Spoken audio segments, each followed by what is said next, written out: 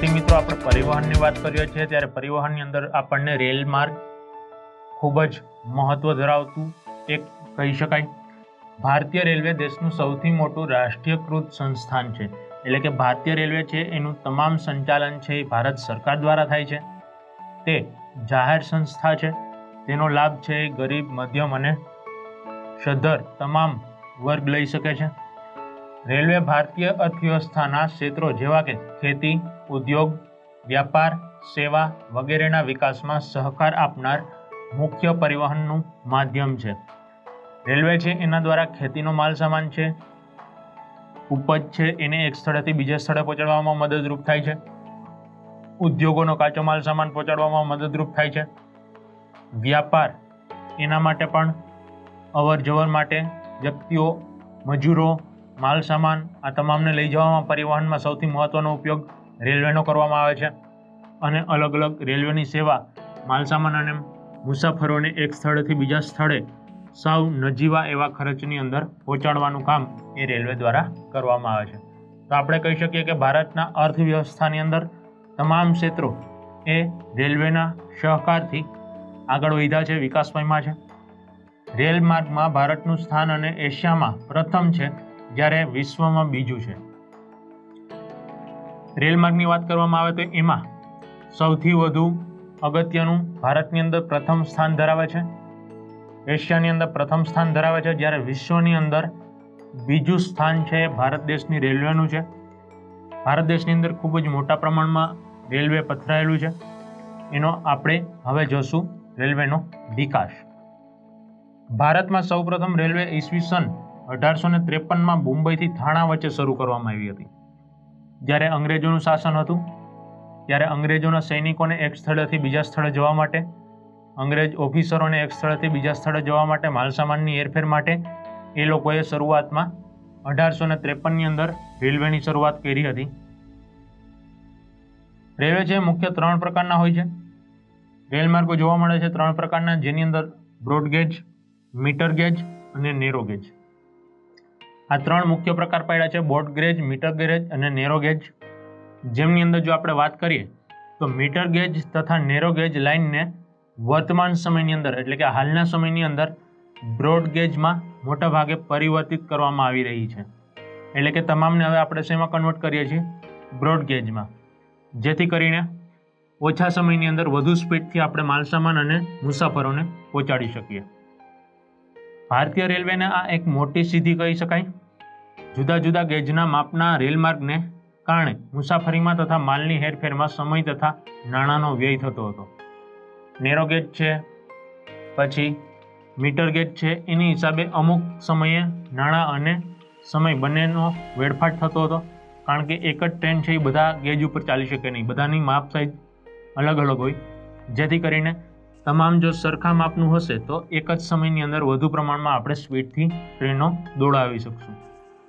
ભારતમાં જે રાજ્યોમાં મેદાની પ્રદેશ છે, ગીચ વસ્તી ધરાવે છે, ઔદ્યોગિક વિકાસ, સમય અને ખેતી, ખનિજ સમૃદ્ધ ક્ષેત્રો છે, ત્યાં રેલવેનું જાળું વધારે ફેલાયેલું જોવા મળે છે. તેમની અંદર ગંગાના મેદાની પ્રદેશોમાં ખેત પેદાશો તથા વસ્તી ગીચતાને કારણે રેલમાર્ગ મોટા પ્રમાણમાં જોવા મળે છે. ગંગાના જે મેદાનો છે એની અંદર રેલવે માર્ગ વધુ પ્રમાણમાં આપણને જોવા મળે છે. કાશી, વારાણસી આ બધાની અંદર, લખનઉ, કોલકાતા, બેંગ્લોર, ચેન્નઈ, મુંબઈ, તો આવા મોટા જે મહાનગરો છે એની અંદર આપણને મોટા પ્રમાણમાં રેલવેના જાળું પથરાયેલું જોવા મળે છે. કોલકાતા, દિલ્હી તથા જયપુર જેવા મોટા શહેરોમાં મેટ્રો રેલ પણ અત્યારે જોવા મળે છે આપણને. અમદાવાદથી ગાંધીનગર મેટ્રો રેલ પ્રોજેક્ટની કામગીરી શરૂ થઈ ગઈ છે. મુંબઈ તેના ઉપનગરો સાથે જોડવા માટે ઉપનગરી રેલવે ઉપયોગી સાબિત થાય છે.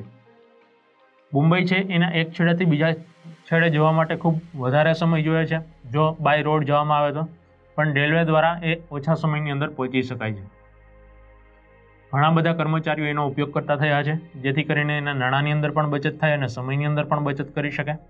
આમ રેલવે મુસાફરો તથા માલસામાનની હેરફેર ઉપરાંત દુકાનના સમયે જ્યારે દુકાન જેવી પરિસ્થિતિ હોય ત્યારે એ સમયની અંદર અનાજ તથા ઘાસચારાની ઝડપી હેરફેર માટે પણ આપણે ઉપયોગી બન્યું છે.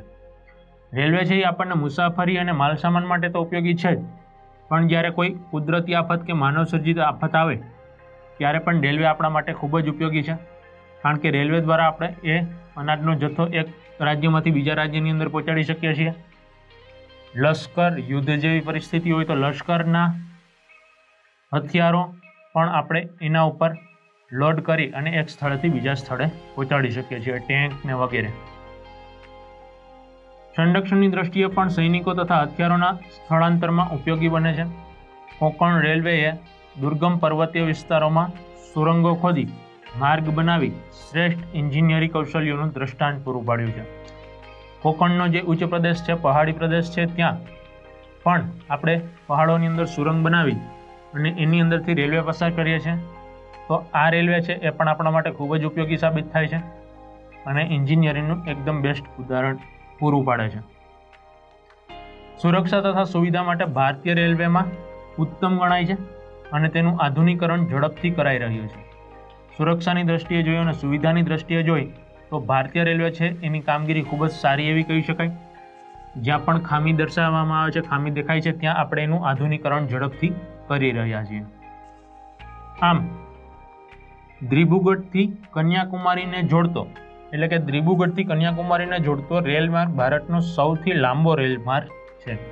સૌથી વધુ જો કોઈ લાંબો રેલમાર્ગ ભારતની અંદર હોય તો એ છે દિબ્રુગઢથી કન્યાકુમારી સુધીનો, જેને વિવેક એક્સપ્રેસ તરીકે ઓળખવામાં આવે છે. હવે આપણે જોઈએ ભારતના નકશાની અંદર રેલવે માર્ગ. વિદ્યાર્થી મિત્રો, આપણે રેલવે વિકાસની વાત કરી. હવે આપણે જોઈએ ભારતના નકશાની અંદર પણ તમે જોઈ શકો છો આખું જે અલગ અલગ પિંક, ગ્રીન કલર, બ્લુ કલરની અંદર તમને દેખાડો છે, દ્રશ્યમાન કર્યું છે. એની અંદર તમે જોઈ શકો કે રેલવે છે એ આખું ભારત દેશની અંદર તમામ રાજ્ય, કેન્દ્ર શાસિત પ્રદેશની અંદર જાળું ફેલાયેલું છે. રેલવે છે એ તમામ રાજ્યો, તમામ શહેરો, મહાનગરો, કેન્દ્ર શાસિત પ્રદેશ તમામને ખૂબ જ ઉપયોગી થાય છે.